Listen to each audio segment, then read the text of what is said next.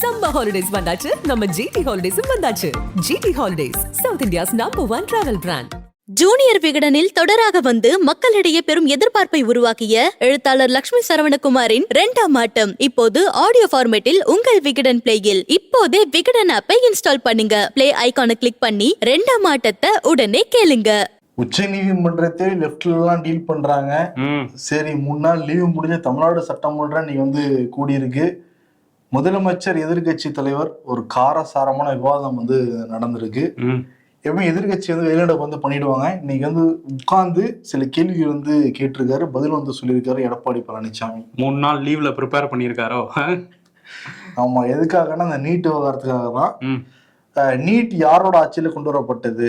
2010 December மாசம் நீங்க காங்கிரஸ்ல கூட்டணி வச்சிருக்கப்ப, இன்னும் சொல்ல போனா மத்திய அமைச்சர்களை கூட்டணி வச்சிருக்கப்ப கொண்டு வரப்பட்டது. ஆனா நாங்க தடுக்கிறதுக்கு எவ்வளவு முயற்சி பண்ணாலும் வந்துருச்சு. இப்பயும் நாங்க தடுக்கணும் முயற்சி தான் இருந்துகிட்டு இருக்கோம். ஆனா நீங்க நினைச்சிருந்தா அப்ப கொண்டு வந்துருக்கே வேணாம் இல்ல, அப்ப ஏன் திமுக கொண்டு வந்ததுங்கிற கேள்வி எடப்பாடி பழனிசாமி கேட்டாரு. அதுக்கு முதலமைச்சர் மு.க. ஸ்டாலின், நீங்க தான் இப்ப கூட்டணி வச்சிருக்கீங்கல்ல, இப்ப முடிஞ்சா நீங்க விளக்கு வாங்கி காட்டுங்க பார்ப்போம்னு சொல்லிட்டு சவால்லாம் கொடுத்துருந்தாங்க. அதை தாண்டி நீங்க பிஜேபி கூட்டணி வச்சிருந்தீங்கல்லங்கிறதையும் சொல்லி காட்டினாரு முதலமைச்சர். ஆமா, இதுல என்னன்னா, நீங்க மக்களை ஏமாத்திட்டீங்க, நீட்ல இருந்து விலக்கு வாங்கி தரோம், அதை சொல்லிதான் நீங்க ஆட்சிக்கே வந்தீங்க மக்களை ஏமாத்தின்னு எடப்பாடி குற்றச்சாட்டு வச்சிருந்தாரு.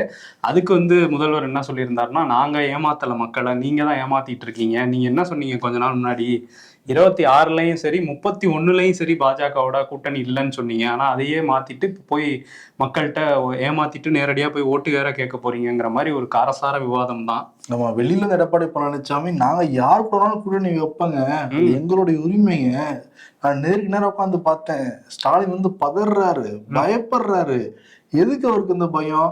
எல்லாருமே வெற்றி கூட்டணி அமைக்கணும்னு தான் முயற்சி பண்ணுவாங்க. அவங்க பலம் வாய்ந்த கூட்டணின்னு சொல்றாங்க. நாங்க வெற்றி கூட்டணி அமைச்சிருக்கோம், 2026 நாங்க ஆட்சி அமைக்க போறோம், நீங்க ஏங்க பதறீங்க அப்படின்னு சொல்லிட்டு ஸ்டாலினை பத்தி கேட்டது மட்டும் இல்லாம, கம்யூனிஸ்ட் பாருங்க அவங்க பதறாங்க, விசிக்கு பதறாங்க, எதுக்கு உங்களுக்கு இவ்வளவு பதட்டம், நாங்க தானே ஜெயிக்க போறோங்கிற மாதிரி பேசிக்கிட்டு இருக்காரு எடப்பாடி.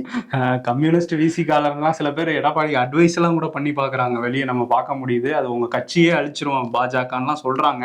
ஆனா அவர் அதை பதட்டம்னு நினைக்கிறாரு போல எடப்பாடி. பதட்டம், பயம், வெற்றி அடைஞ்சிருவோங்கிறத பொறுக்க முடியாம பேசுறாங்கிற மாதிரி நினைச்சுக்கிற எடப்பாடி பழனிசாமி.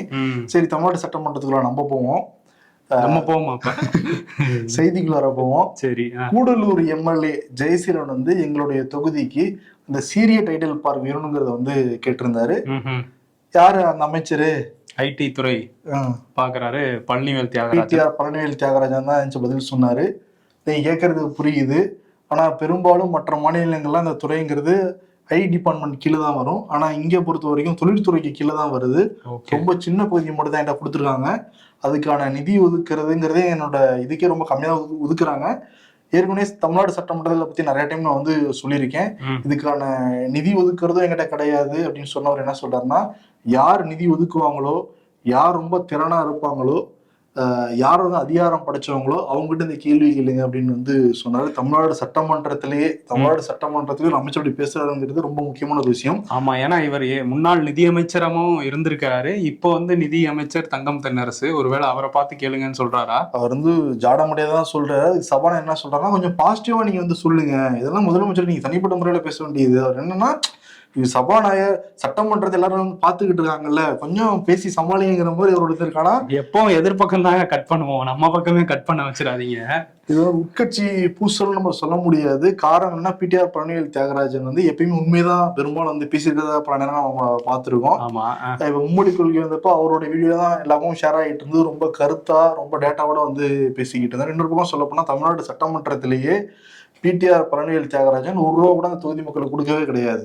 அவரே நின்னாரு, அவரே ஜெயிச்சுட்டு போறாரு. எங்கேயும் காசு கொடுத்து ஜெயிக்கவே கிடையவே கிடையாது. ஆமா, அது அவரே வெளியில சொல்லியிருக்காரு, காசு கொடுக்காம ஜெயிச்சவனா அப்படிங்கறதையும் ஓபன் ஸ்டேட்மெண்ட் கூட நான் கொடுக்கலங்கிற அந்த மக்கள் தேர்ந்தது அனுப்பிச்சிருக்காங்க. நிதியமைச்சரா இருந்தவர் ஒரு ஆடியோ லீக் ஆச்சு, அந்த ஆடியோவை இல்லைன்னா மறுத்தாங்க. ஆனா டிபார்ட்மெண்ட் மாத்தினாங்க. அவர் சொல்றாரு, இப்ப எனக்கு ரொம்ப கம்மியான ஒரு இதுதான் எனக்கு கொடுத்துருக்காங்க, நிதி கிடையாது, எங்கிட்ட அதிகாரம் இல்லைங்கிறத அவர் சொல்றாரு. அவர்கிட்ட திறன் வாய்ந்தவர் எல்லாருக்குமே தெரியும். அமெரிக்கால வேலை பார்த்துக்கிட்டு இருந்தவர் அவரு. அப்புறம் இங்க வாங்க, நீங்க உங்களுடைய சேவை நாட்டுக்கு தேவை கூட்டிட்டு என்ன பண்ணிருக்காங்க நம்ம பார்த்துட்டு தான் இருக்கோம். ஆனா என்னன்னா, இந்த மாதிரி அமைச்சர் இப்படி வச்சிருக்காங்க, பொன்முடி மாதிரி அமைச்சருக்கு பாருங்க, எல்லா பதவி கொடுத்து வச்சிருக்காங்க, அலங்காரம் பண்றாங்க. இதுவே ஒரு ஒரு ஃபெயிலியரான தெரியுது திராவிட மாடல் சொல்லிட்டு பொதுமக்களுக்கு கருத்து வந்து சொல்றாங்க. ஆமா. யார் எங்க வைக்கணுமோ அங்க வச்சாதான் மட்டும் ஆட்சிக்கு பெருமை, கட்சிக்கு வந்து பெருமையா இருக்கும், அடுத்த லெவலுக்கு நம்ம போக முடியும். ஆனா இப்படி மாத்தி மாத்தி வச்சுக்கிட்டு இருந்தீங்கன்னா அது வந்து ஒரு ஃபெயிலியர் தாங்கிறத குறிப்பிடுறாங்க. ஆனா அவர் சொல்றதை பார்க்குறது ரொம்ப வேதனையா தான் இருந்தது. ஆமா. ஆனா வந்து பாசிட்டிவா பேசுங்கன்னு சபாநாயகர் வந்து முடிச்சிருக்காரு அந்த விவாதத்தை. இதுக்கிடையில வந்து இனிமேல் பிடிஆர் பழனிவேல் தியாகராஜன் பேசுறது சட்டமன்ற டெலிகாஸ்ட்ல வருமா வராதுங்கிறது கேள்வி. லைவ் கட் செய்யப்படுமாங்கிறத நம்ம வெயிட் பண்ணி தான் பார்க்கணும். இதுக்கிடையில எழிலன் இங்க 1000 லைட்ஸ் எம்எல்ஏ அவர் வந்து என்ன கேள்வி கேட்டிருந்தாருன்னா, இந்த மூட நம்பிக்கையை ஒழிக்கிறதுக்கு சட்டம் வருமா அப்படின்னு கேட்டிருந்தாரு. அதுக்கு சட்டத்துறை அமைச்சர் வந்து என்ன பதில் சொல்லியிருக்காரு ரகுபதினா, இந்த மாதிரி நம்ம கொள்கைகளை நம்ம பின்பற்றலாம், மற்றவங்க வந்து அதை பின்பற்றணும் அப்படின்னு சொல்றது ஏற்றுக்கொள்ள முடியாது, அதனால இதெல்லாம் நம்ம பார்த்து தான் செய்யணுங்கிற மாதிரி சொல்லிட்டு முடிச்சுக்கிட்டாரு. அதுக்கு சபாநாயகர் வந்து டாக்டர் சம்மந்தம் இல்லாம கேள்வி கேட்கிறாரு. எழிலன் டாக்டருங்கிறனால டாக்டர் சம்மந்தம் இல்லாம கேள்வி கேட்டுட்டு இருக்காரு. ஆனா அமைச்சர் நல்ல பதில் சொன்னாரு, பாசிட்டிவா சொல்லியிருக்கீங்கன்னு சொல்லியிருக்காரு போல. அந்த மாதிரி சொல்லி முடிச்சு எது மூட நம்பிக்கைன்னு வந்துடும்ல, சில பேருக்கு நம்பிக்கையா இருக்கும், சில பேருக்கு மூட நம்பிக்கையா இருக்கும். குடுந்தாலே பெரிய பிரச்சனை வரோட வாய்ப்பு தான் இருக்கு. ஓகே, ஆனா மூட நம்பிக்கைங்கிறது தேவையில்லாத ஒரு விஷயம் தான். அவர் சார்ந்ததுதான் நம்பிக்கை, மூட நம்பிக்கை எல்லாமே. சரி, ஓகே. அதே மாதிரி தமிழ்நாடு சட்டமன்றத்துல போக்குவரத்துறை அமைச்சர் சிவசங்கர் அங்க 4 வருஷத்துல 3400 பேருந்துகள் வாங்கியிருக்கோங்கிறதையும் சொல்லியிருக்காரு. புதிய பேருந்துகள் எங்கதான் நம்ம தேட வேண்டியதா இருக்கு. ஏற்கனவே அந்த நிறைய பிரேக் இல்லாத பேருந்து இதெல்லாம் நம்ம பாத்துக்கிட்டு தான் இருக்கோம். அங்கங்க படியே இல்லையா, படி இல்ல, இந்த மாதிரி ஆக்சிடென்ட்ஸும் நடந்துகிட்டு இருக்கு அங்கங்க சரியில்லாதனால. புதிய பேருந்துன்னு சொல்றாரு, அது எங்கன்னு தெரியல. ஓகே, விட்டுருப்பாங்க, மேபி இங்க சவுத்துல விட்டுருப்பாங்களோ. எங்க சவுத்துல? தமிழ்நாட்டுக்குள்ள விட்டுருக்கணும், எங்கன்னே தெரியலையே. ஓகே, நேத்து ஒரு பஞ்சாயத்து வந்து முடிவு வந்திருக்கு. முதன்மை செயலாளர் மதிமுகல இருந்தாரு துரை வைகோ. கனடால இருந்த நானு என்னோட குழந்தைங்க படிப்புக்காக அப்பா உடம்பு சரியில்லை நான் இங்க வந்தேன், அவர் அப்பா போக வேண்டிய எல்லா இடத்துக்கு நான் வந்து போனேன், எல்லாரும் நீங்க வாங்க வாங்கினாங்க, நான் வந்தேன். ஆனா இப்ப ஒரு சிலர் வந்து இது பண்றதுனால நான் வந்து முதன்மை பதவியில இருந்து விலகிறேன் அப்படின்னு சொல்லியிருந்தாரு. நான் நாளைக்கு மட்டும் நிர்வாக குழு கூட்டத்துக்கு போவேன்னு சொல்லியிருந்தாரு. ஏன்னா அவருக்கு தெரிஞ்சிருக்கு அங்க வந்து இந்த முடிவை வாபஸ் வாங்கிக்கலான்னு.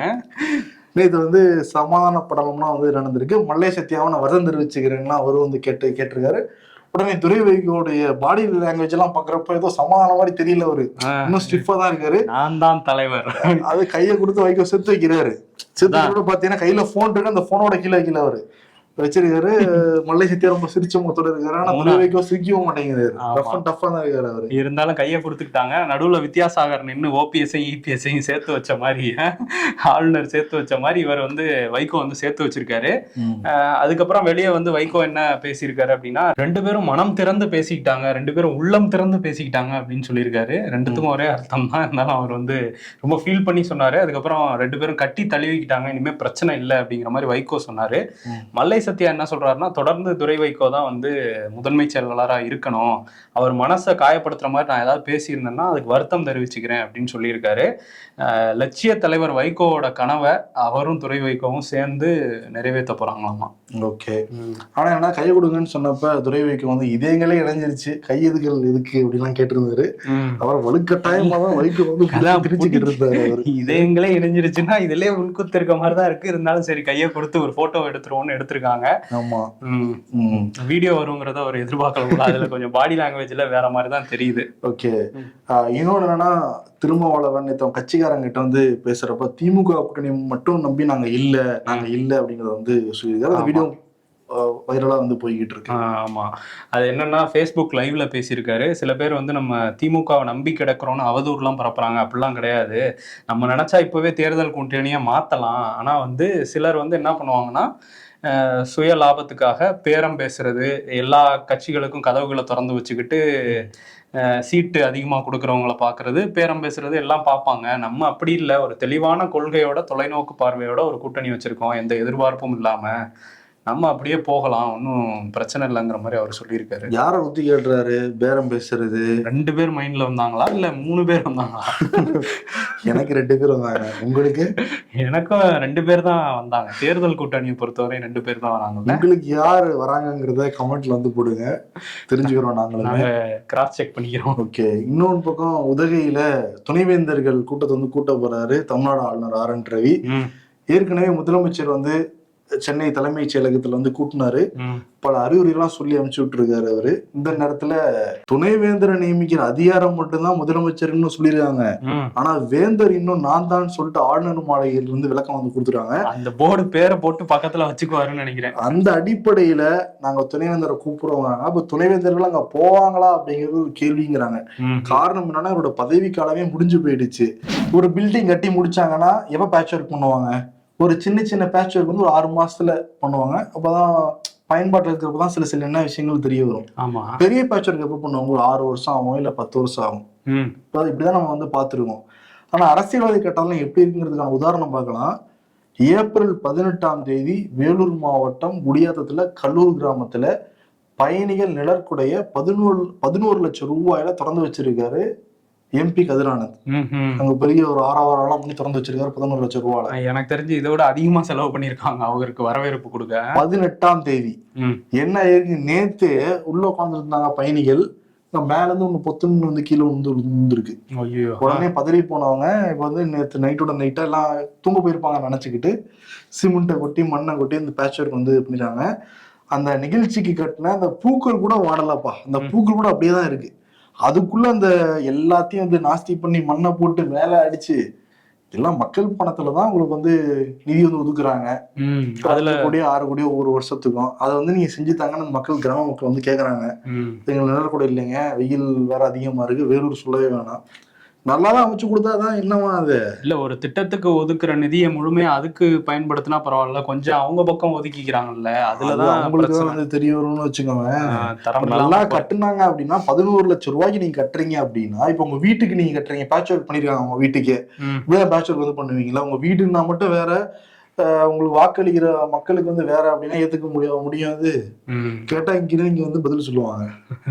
ஆமா, அதுவும் கதிரானந்த் வந்து அடுத்தடுத்து சிக்கிட்டு இருந்தாரு, இப்ப இந்த மாதிரி ஒரு விஷயத்துல சிக்கியிருக்காரு. இன்னொரு பக்கம் இந்த மாதிரி கதைகள்லாம் வருது இல்ல அரசியல்வாதிகள்கிட்ட இருந்து, நம்ம சுட்டி குழந்தைகள் கதை சொல்லி நமக்கு அனுப்புனாங்கன்னா அதுக்கு பரிசும் தர மாதிரி விகடன்ல இருந்து ஒரு முன்னெடுப்பு எடுத்திருக்காங்க. என்ன அப்படின்னா, சினிமா கதைகள்லாம் சொல்லாம நீதி கதைகளோ இல்ல ஏதோ ஒரு குழந்தைகளுக்கான ஒரு கதைகளா இருந்தா அதை வந்து நல்ல குவாலிட்டி ஆடியோல ரெக்கார்ட் பண்ணி அதை நமக்கு அனுப்புனாங்கன்னா நம்ம அதுல சிறந்த கதைகளுக்கு பரிசு கொடுக்கலாம் அப்படிங்கிறது ஒரு பிளான். எதுக்கு அனுப்பணும் அப்படின்னா, ஒரு லிங்க் வந்து நம்ம கொடுக்குறோம் டிஸ்கிரிப்ஷன்லையும் கமெண்ட்லையும், அதுக்கு அனுப்பலாம். இல்லைனா இந்த வாட்ஸ்அப் எண் 9600263799 அப்படிங்கிற அந்த வாட்ஸ்அப் நம்பருக்கு அனுப்புனீங்கன்னா நம்ம வந்து அதில் சிறந்த கதைகளுக்கு பரிசு உண்டு. இது 3 வயதுலேருந்து 9 வயது குழந்தைகள் வந்து கலந்துக்கலாம். அவங்க மட்டும் தான் எழுதுக்க முடியுமா? வளர்ந்த குழந்தைகள் நீங்க தான், நம்ம தான் நீங்க டெய்லி சொல்லிக்கிட்டு இருக்கோமே. நீதி கதைகள் நான் சொல்ல நினைச்சேன். அப்படியா? அநீதி கதைகள் தானே சொல்ல வேண்டியதா இருக்கு. அரசியல்வாதிகள் பண்ற அநீதிகள், இதுல இருந்து ஒரு நீதி எடுத்து நம்ம சொல்லிக்கிட்டு இருக்கோம்ல, ஒரு கருத்தா அப்படி வச்சுக்கலாம். அதனால வந்து மே 14 கடைசி தேதி, அதுக்குள்ள வந்து அனுப்பிச்சிங்கன்னா நாங்க கேட்டு அதுல வந்து பரிசும் உண்டு. நம்ம சிறந்த கதைகள் நம்ம இம்பர்ஃபெக்ட் ஷோலயே வந்து டீகாஸ்ட் பண்ணலாம். அரசியல் சார்ந்த கதைகள்லாம் வச்சுக்கோங்க. 9 வயசு குழந்தைங்க அரசியல் சார்ந்த கதைகளா? இல்ல சொல்றேன், இது அரசியல்வாதிகளுக்கு போட்டு காமிக்கலாங்க. அரசியல்வாதிகள் நம்மளோட ஷோ பாத்துக்கிட்டு இருக்காங்கல்ல. ஆமா, அவங்களுக்கு போட்டு காட்டலாம். இந்த கதை வந்து தமிழ்ல இல்லைன்னா கொஞ்சம் தங்கிலீஷ் கலந்து இருந்தா கூட ஓகே, மழலையா இருந்தா ஓகே தான். ஏன்னா 9 வயது குழந்தைக்கு மழலையா தானே இருக்கும். ஓகேண்ணா.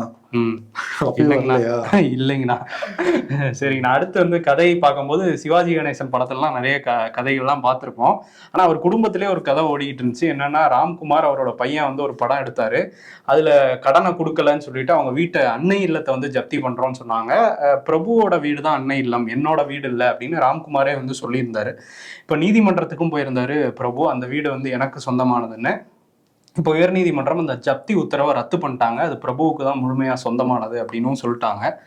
ஸோ கோர்ட்ல போய் ஒரு சர்டிஃபிகேட் வாங்கிட்டாரு, அந்த வீடு அன்னை இல்லம் எனக்கு தான் அப்படின்னு பிரபு. மராத்தியத்துல மும்மொழி கொள்கை பிரச்சனை இப்ப விஸ்வரூபம் வந்து எடுத்திருக்கு. காரணம், அங்க இருக்கிற இந்த மாநில குழுவே மும்மொழி கொள்கை அறிவியல் பூர்வமானது கிடையாது, அமல்படுத்தக்கூடாதுங்கிறாங்க. ஆனா அந்த மாநில அரசு வந்து 5வது வரைக்கும் மும்மொழி கொள்கை கட்டாயங்கிறத அமல்படுத்திடுவாங்க. இதனால குழந்தைகளுக்கு வந்து சுமை வந்து ஏற்படும். தேவையில்லாம இதுக்கு இன்னொரு மொழியை வந்து கத்துக்கிட்டா 3 மொழியும் அவங்களால சரியா வந்து கத்துக்க முடியாது, வேற படிப்பு அவங்க வந்து ஃபோக்கஸ் பண்ணணும்லன்னு சொல்லிட்டு வேணாங்கிறாங்க. ஆனா தேவேந்திர பட்னாவிஸ் அரசு கட்டாயங்கிற மாதிரி ஆக்கிருக்காங்க. அதுவும் 3வது மொழி ஹிந்தி தான் படிக்கணும்லாம் சொல்லிட்டு இருக்காங்க. அதுக்கு தேவேந்திர பட்னாவிஸ் என்ன சொல்றாருன்னா, இல்ல இப்ப தமிழ், மலையாளம், தெலுங்கு போல கத்துக்கலாம், ஆனா 20 மாணவர்கள் ஒன்னா சேர்ந்து வேற கேட்கணும், ஒன்னா சேர்ந்து கேட்டாலுமே அதுக்கான டீச்சர்ஸ் வந்து கிடைக்கணும் எங்களுக்கு. 20 மாணவர்கள் ஒரு மொழியை ஒன்னா சேர்ந்து கேட்டா அது சொல்லி கொடுப்பாங்க. ஒன்னா சேர்ந்து கேட்கணும், கேட்டா மட்டும் தான் என்னால சொல்லி தர முடியும், சொல்லி தர முடியாது அப்படின்னா இதே கேட்டாங்க. ஒவ்வொரு மொழிக்கும் ஒவ்வொரு டீச்சர் போடுவீங்களா? பிரெஞ்சுக்கு இது இந்தியாவுக்குள்ளே வேற மொழினா கூட ஒடியா கத்துக்கணும், பீகாரி கத்துக்கணும்னு சொன்னா இவங்க வந்து ஒவ்வொரு டீச்சரா போட போறாங்க. அப்ப ஹிந்தி டீச்சர் தான் இருக்கனால ஹிந்தி படிக்க வைக்கிற மாதிரி அவர் சொல்றாரு. அதே தானே இங்க இருக்கவங்க சொல்றாங்க. மலையாளம் கத்துக்கலாம் கூட மலையாள டீச்சர் இல்லையா, ஹிந்தி வந்து டீச்சர் கொண்டு வருவாங்க, ஹிந்தி கத்துக்கிற மாதிரி சூழல் ஏற்படும்.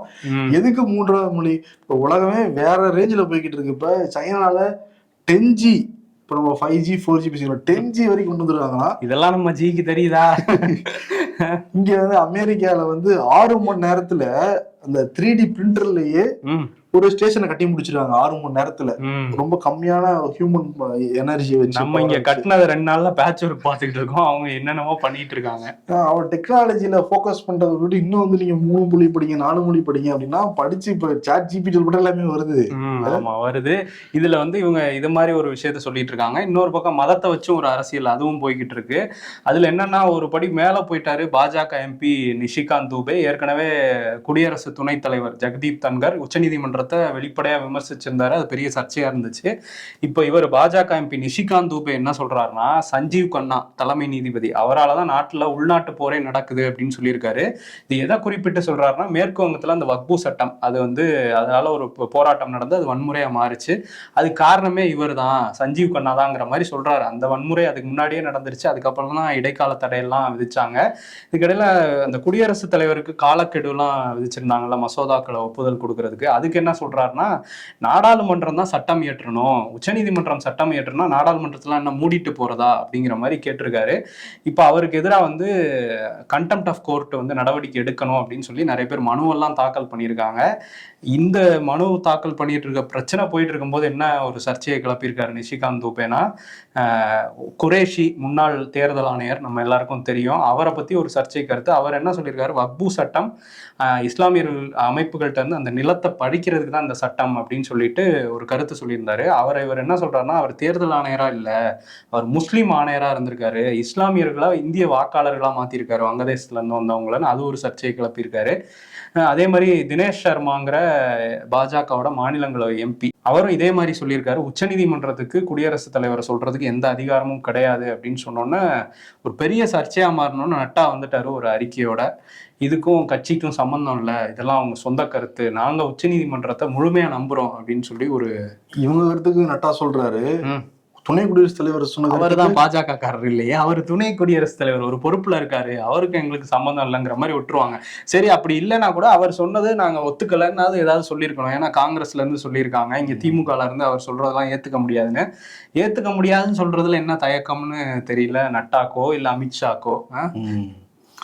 இன்னொரு பக்கம் வந்து அகிலேஷ் யாதவ் ஊபியில் வந்து கும்பமேளா நடந்து முடிஞ்சதுல அதை பத்தின ஒரு கூட்டம், அதுல வந்து கலந்துகிட்டவரு, இது கும்பமேளாவே கிடையாது, ஒரு மதத்துக்காக மத பிரிவினைக்காக அவ்வளவு வந்து நிதி செலவு பண்ணுது பாஜக, மதத்தை தூண்டி அரசியல் பண்றது, ஜாதியை தூண்டி வந்து அரசியல் பண்றது, பிரிவினையை தூண்டி வந்து அரசியல் பண்றது, விருப்பு பேச்சை வந்து பேசுறது, இதுக்காக அவ்வளவு நிதிகள் வந்து கொட்டப்படுது பாஜக கட்சிக்காக, பாஜக கட்சியினரால. அதனால இது நாடு எங்க போகுதுன்னு தெரியாம இன்னொரு மேட்டரை கொளுத்தி போட்டிருக்காரு. என்ன சொல்றாருன்னா, அடுத்த பிஎம்ங்கிறவரு நம்ம மாநில முதல்வர் யோகி ஆதித்யநாத் அப்படிங்கறத சொல்றாரு. 2029 நடுவுலயே சொல்றாரு, அந்த வயசு முடிஞ்சா மோடி வந்து கிளம்பிடுவாரு, யோகி தான் நம்மளோட அடுத்த பிஎம் பாத்துக்கோங்க அப்படிங்கிறாரு அவர். ஆகா என்ன பயமுறுத்துறாரா? சரி ஓகே. அதான் வந்துட்டு இந்த மதத்தை பத்தி பேசும்போது நேற்று ஈஸ்டர் எல்லாரும் கொண்டாடிட்டு இருந்தாங்க. அங்க வந்து அகமதாபாத்ல என்ன பண்ணிருக்காங்கன்னா, ஒரு சர்ச்சுக்குள்ள இந்த பஜ்ரங் தள் விஸ்வ இந்து பரிஷத் அமைப்புகள்லாம் சேர்ந்து பாஜக காரங்க சிலரும் இருந்ததா சொல்றாங்க. உள்ள போய் ஒரு கம்பெல்லாம் எடுத்துட்டு போறாங்க ஒரு சர்ச்சுக்குள்ள போயிட்டு, அங்க வந்து ஜெய் ஸ்ரீராம்னு கோஷம் போட்டு ஒரு பிரச்சனையை உருவாக்கியிருக்காங்க. வெயில் ரொம்ப கடுமையா இருக்கு நம்ம நாட்டுல, தண்ணீர் பஞ்சம் பல இடங்கள் ஏற்பட ஆரம்பிச்சிருக்கு. வட மாநிலங்கள்ல தான் அதிகமான செய்திகள் வருது. மகாராஷ்டிரா மாநிலம் நாசிக்ல போரிச்சுவாடிங்கிற ஒரு கிராமம் இருக்கு. அந்த கிராமத்துல உயிரை பணைய வச்சு பெண்கள்லாம் கிணத்துக்குள்ள இறங்கி தண்ணீர் வந்து எடுத்துக்கிட்டு இருக்கிறாங்க. அந்த அளவுக்கு தண்ணீர் பஞ்சம் வந்து வட மாநிலங்கள்ல, குறிப்பா மகாராஷ்டிரா மாநிலம் போன்ற இடங்கள்லாம் ஏற்பட்டுக்கிட்டு இருக்கு. ஆமா, மகாராஷ்டிரால இது தண்ணீர் பிரச்சனைங்கிறது பெரிய பிரச்சனை தான் வருஷம் அந்த கோடை காலத்துல. ஆனா அதெல்லாம் விட்டுட்டு நாங்க 3வது மொழியை திணிப்போம், மதத்தை வச்சு அரசியல் பண்ணுவோம் தான் அங்க உள்ள அரசியல்வாதிகளுக்கான மக்கள் பணிகள் செய்யற வேலை எவ்வளவோ இருக்கு. ஆனா அது ஒரு மதத்தை மட்டும் தான் ஃபோக்கஸ் பண்றாங்கிறதா எதிர்கட்சியோட குற்றச்சாட்டு, மக்களுடைய குற்றச்சாட்டுமே அதேதான். ஆமா, ஆனா இவ்வளவு வெயில்ல வந்திருக்காரு பாத்தியா அமெரிக்காவுடைய துணை அதிபர். ஆமா, அவர் வந்து ஜேடி வான்ஸ் அவர் ஃபேமிலியோட வந்திருக்காரு. உஷா வான்ஸ் அவங்களோட குழந்தைங்க எல்லாரும் வந்து இறங்கியிருக்காங்க. அஸ்வினி வைஷ்ணவ் வந்து அவங்க போய் ரிசீவ் பண்ணி ரெட் கார்பெட் போட்டு அவருக்கு வரவேற்பு கொடுத்துருக்காங்க. இன்னைக்கு அக்ஷர்தாம் அந்த டெம்பிளுக்கு போய் அங்கே வந்து சிறப்பு பூஜையிலலாம் கலந்துக்கிட்டாங்க அவங்க ஃபேமிலி. ஒரு பர்சனல் விசிட்டா வந்திருக்கோங்கிற மாதிரியும் சொல்றாங்க. அதே நேரத்தில் பிரதமர் மோடியோட ஒரு சந்திப்பு இன்னைக்கே நடக்கும் அப்படின்னு சொல்லியிருக்காங்க. ஸோ பேசுவாருன்னு நினைக்கிறேன் அங்க மோடியோட. ஓகே, மேபி அந்த டேரிஃப்லாம் கம்மி பண்ண சொல்லலாம் பிரதமர் மோடி. பாருங்க, சைனா எவ்வளவு கோவப்பட்டு திருப்பி உங்களுக்கு டேரிஃப் வந்து போட்டுக்கிட்டு இருந்தாங்க. அமைதியா இருந்தோமா இல்லையா, அதனால எங்களுக்கு கொஞ்சம் கம்மி பண்ணுங்க அப்படின்னு கேட்கலாம். நாங்களும் கம்மி பண்ணிட்டோம்ல, அதான் நிறுத்தி வச்சிருக்கோம்ல அப்படின்னு சொல்லுவாங்க கொஞ்ச நாளைக்கு. ஆமா, ஏன்னா தொழில்நுட்பம் வேற வளர்ந்துகிட்டு இருக்கிற சமயத்துல இந்த மாதிரி டேரிஃப்ங்கிறது வளர்ச்சியை வந்து மட்டுப்படுத்தலாம். இந்த மாதிரி டெக்னாலஜி பத்தி பேசுறப்ப சாட் ஜிபிடி உடைய சிஇஓ ஆல்ட்மேன் என்ன சொல்லியிருக்காருன்னா, இந்த சாட் ஜிபி கிட்ட நீங்க வந்து பேசுறப்ப தேங்க்யூ, இந்த ப்ளீஸ், இந்த மாதிரி எல்லாம் வார்த்தைகளை போடாதீங்க. அதுக்கே நிறைய எனர்ஜி எல்லாம் வேஸ்ட் ஆகுது, எங்களுக்கு வேஸ்ட் ஆகிட்டு இருக்கு. அதுக்கு ப்ளீஸ் தேங்க்யூ எல்லாம் போடாதீங்க. என்ன வேணுமோ அதை கேட்டுட்டு வாங்கிட்டு போயிட்டே இருங்க, அதுக்கு மரியாதை தான் கொடுக்காதீங்கிற மாதிரி தான் சொல்றாரு அவரு. அது என்னன்னா, நம்ம சாட் பண்ணி தகவல் கொடுத்தா தேங்க்யூலாம் நம்ம சொல்லி பழக்கமா இருக்கா இல்லையா, அதனால அதையும் ஒரு ஹியூமன் தான் ட்ரீட் பண்ண வேண்டியதா இருக்கு. காரணம் என்னன்னா, நீங்க நான் ஒரு செய்தியை நான் சாட் ஜிபிடி கேட்டேன், அது தப்பா சொல்லுச்சு. திருப்பி நான் இன்புட் கொடுத்தா தப்பா சொல்லுச்சு. அதுக்கு நான் சொல்றேன், நீ தப்பா தகவல் சொல்ற அப்படின்னு சொல்லிட்டு அதுக்கு என்ன சொல்லுது, சாரி நண்பா, என்னை மன்னிச்சிடு, நீ கேட்ட தகவல் தர முடியல, இன்னும் கொஞ்சம் நிறைய இன்புட் கொடு, நான் சர்ச் பண்ணி சொல்றேங்கிற மாதிரி ஒரு மனுஷன் எப்படி பேசணும் அதே மாதிரி வந்து பேசிக்கிட்டு இருக்கு. அவங்க கிட்ட உண்மையாலுமே மனுஷனா சாட் பண்ற மாதிரியே தான் இருக்கு. அது அந்த அளவுக்கு கொண்டு போய்கிட்டு இருக்காங்க சாட் ஜிபிடிய. போப்பாண்டவர் கத்தோலிக்க கிறிஸ்தவர்களோட தலைவரா இருந்தவர். அவர் 88 வயசுல உடல்நல குறைவால காலமாயிருக்காரு. சமீப காலமா கொஞ்சம் உடல்நல பிரச்சனைகள்லாம் இருந்தது, நம்மளுமே பார்த்தோம். இப்போ 88 வயதுல காலமாயிருக்குதா சொல்லியிருக்காங்க. நேற்று ஈஸ்டர் பண்டிகைலாம் கொண்டாடப்பட்டது. இன்னைக்கு வந்து அவர் காலமாயிருக்காருங்கிற செய்தி வந்து வந்திருக்கு. அவருக்கு உலகம் முழுக்க இருந்த அஞ்சலிகள் எல்லாருமே செலுத்திட்டு இருக்காங்க. நம்ம இம்பர்ஃபெக்ட் ஷோ சார்பாகவும் அஞ்சலி செலுத்திக்கலாம்.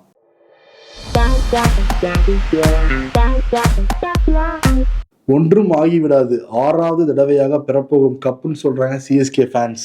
6 மேட்சாவது பலி கேட்காதா அப்படின்றாங்க. இன்னும் எத்தனை மேட்ச் கேட்க போதும். இது என்னன்னு ஞாபகம் இருக்கான்னு டைம் பாஸ் மேகசினை போட்டிருக்காங்க. 90s and early 2K kids வாயமுடுங்க அப்படின்னு வந்து ரொம்ப நிறைய பேர் பிடிச்ச புத்தகம் அது. ஆமா, டைம் பாஸ் எனக்கு ரொம்ப ஃபேவரட்டான புத்தகம். நிறைய எழுதிருக்கேன் கூட டைம் பாஸ்ல.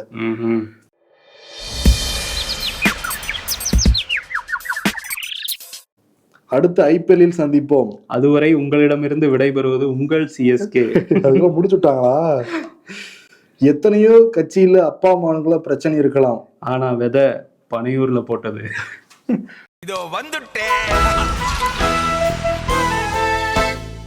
விருது அமைச்சர் பழனிவேல் தியாகராஜனுக்கே கொடுத்துடலாம்.